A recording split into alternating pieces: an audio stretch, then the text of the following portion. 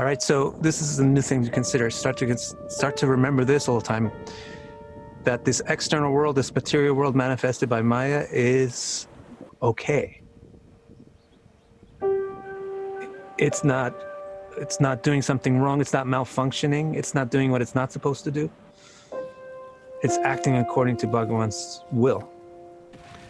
See, Bhagavan's cognition or consciousness or attention doesn't go to Maya because it's in itself. It doesn't go out looking for something satisfying because it's satisfied in itself. Like when you're at home and you're happy, then you don't go out. But when you're at home and you're bored, then you go out. You go to a restaurant, you go to the mall, something, right? When you're at home and things are fine and everything's happy and you're happy, you don't leave. It's a pain in the neck to leave, actually. So that's what it's like to have the Atma, the Chit Shakti, the power of consciousness fixed in yourself.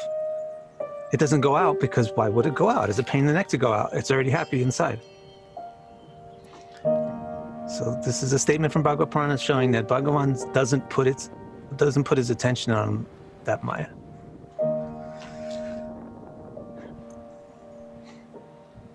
Now it's kind of maybe seems like, well, I wonder what he's looking at then, right? This is like the same thing, like Vishnu's got his eyes closed. Remember that whole motif? It's the same thing is coming back again. He's not looking at Maya, but he's not blind. When you have your eyes closed, do you lose your power of sight? Remember we were talking about that, the seer, the sight, and the seen. When you have your eyes closed, you don't lose the power of sight. You're just not looking at something, but you can still envision in your mind, right? So Vishnu has a superior world envisioned within him than he does outside of him. That's why he keeps his eyes closed towards Maya.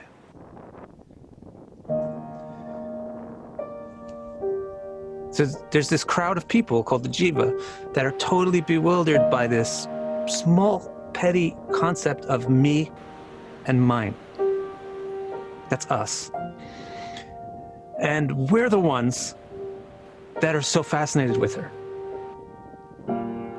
So she doesn't feel like she wants to bring that crowd over into Bhagavan's world. She doesn't feel like so she feels like that's my role. My role is to deal with these people. I'm the object of perception for these people, not him. So she's ashamed to stand on the path of his vision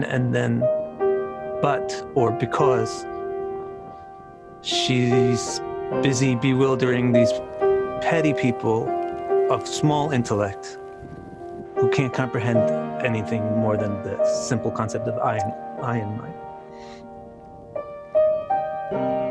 So that shows also that she's bewildering somebody. She's bewildering the people with the smaller intellect.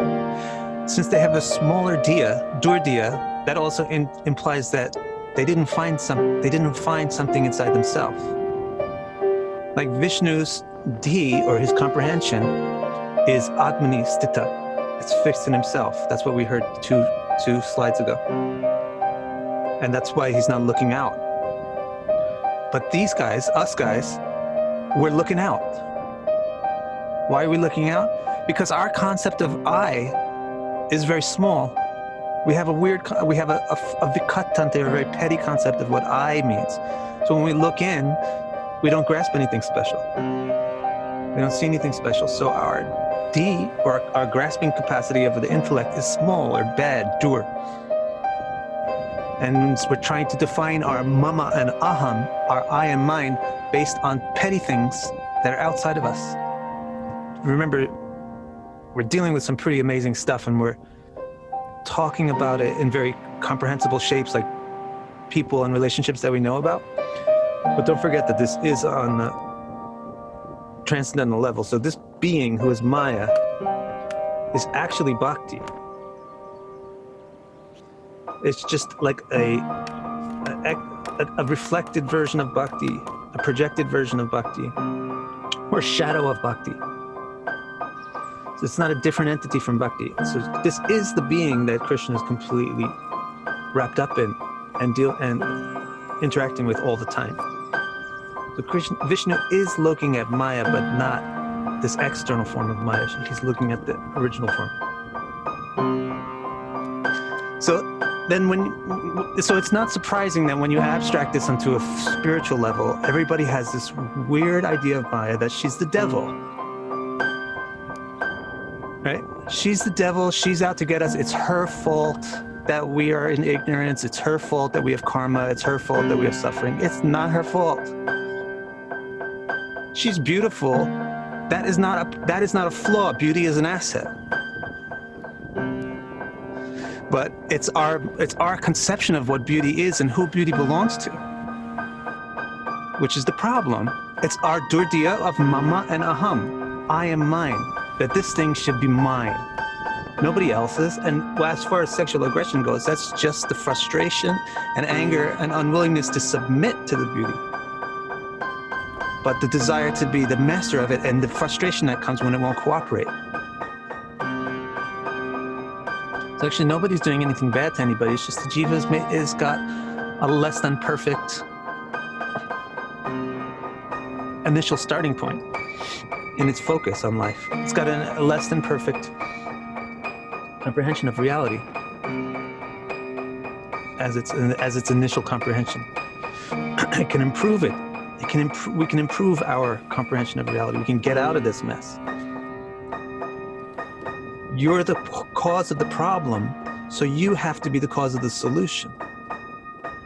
Somebody else is going to help you. Somebody else is going to give you the encouragement, the guidance to make that attempt successful, but you are the one who has to do it.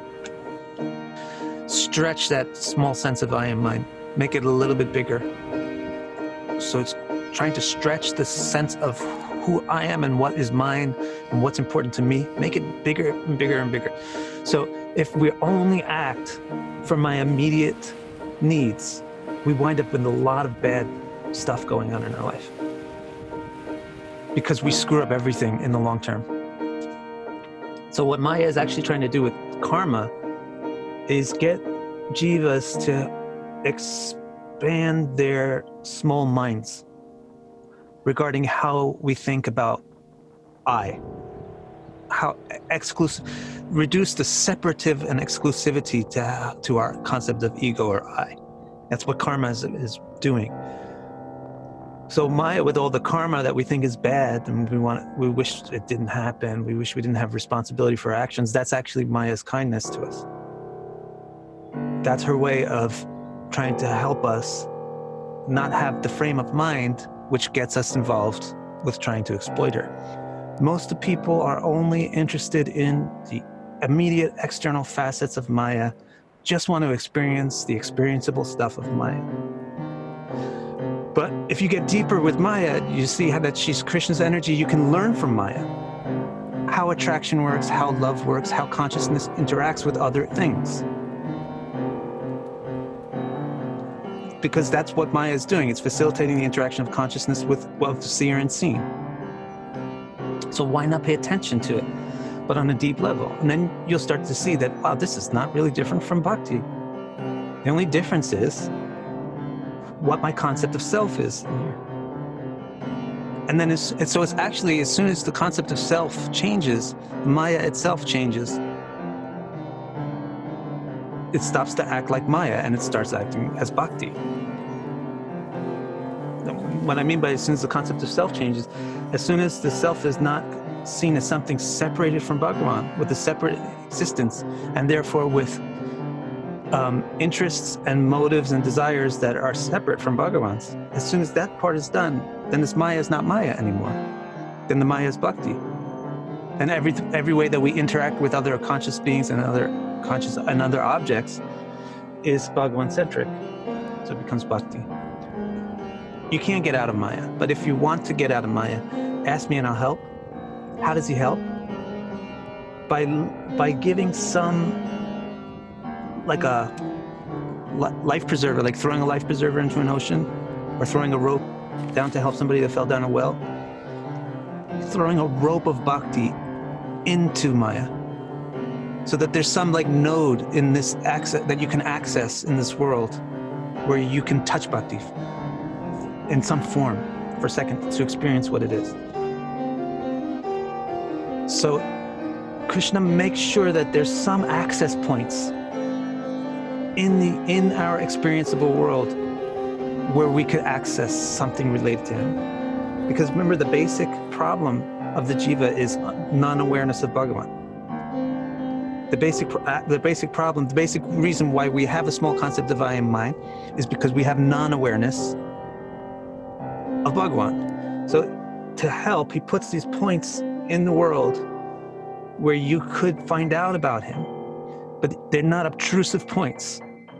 You have to actually go and inquire from those points. You have to evoke the transmission.